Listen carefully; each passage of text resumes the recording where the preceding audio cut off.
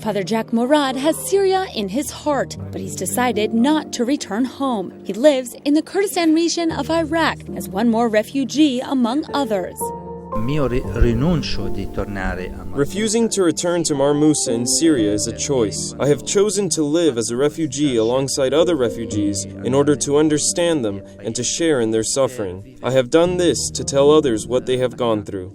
The priest has suffered the Syrian war firsthand. He had to flee from his country torn apart by conflict with no end in sight, and in which religion has been used for violent ends. Religions are a gift, whether it's Islam or Christianity. They endow strength and are both a path to peace. Therefore, religion should never again be used to wage war.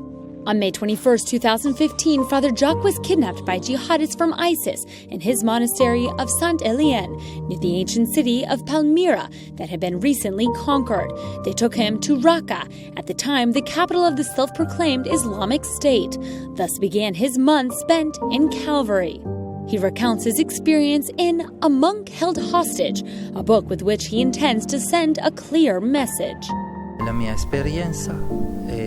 My experience is to share that the power of love and the strength of dialogue overcomes fear, overcomes evil, and overcomes darkness.